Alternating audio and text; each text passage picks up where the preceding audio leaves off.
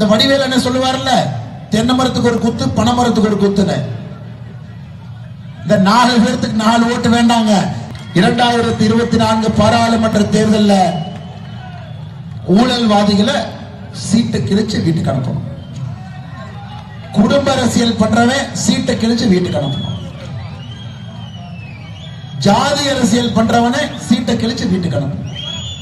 அடாவடித்தனமான அரசியல் பண்றவனை சீட்டை கிழிச்சு வீட்டுக்கு அனுப்பணும்.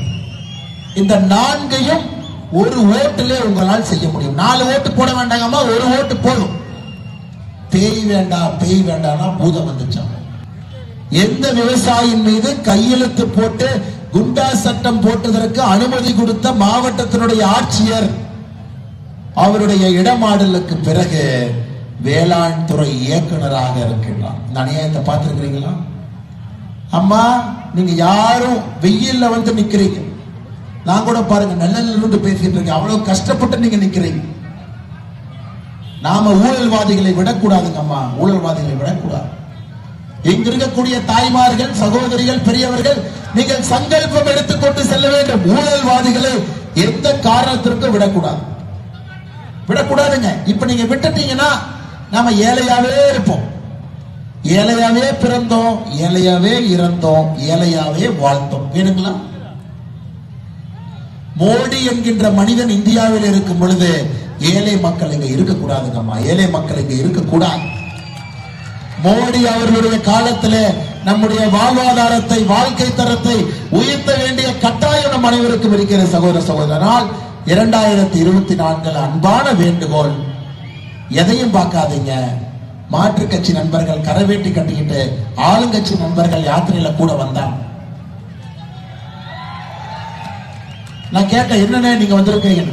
போனேன் நீ 2024 மோடி தானே, அதான் நான் இந்த பக்கம் வந்துட்டேன் என்று தமிழகத்தினுடைய எல்லா ஆளுங்கட்சி சொந்தங்கள், எதிர்கட்சி, ஆண்ட கட்சி, ஆளுகின்ற கட்சி, நீங்க எல்லாம் முடிவு பண்ணிட்டீங்க 2024 அது மோடி தான். மோடி என்கின்ற ஒற்றை மனிதருக்கு வாக்களித்து 400 எம்பிக்களை தாண்டி 3வது முறையாக மோடி அவர்கள் ஆட்சி அமைக்க வேண்டும். தமிழகத்திலிருந்து 39க்கு 39 பாராளுமன்ற உறுப்பினர்களை நாம் அளிக்க வேண்டும் என்கின்ற முடிவை நீங்க எடுத்திருக்கிறீங்க.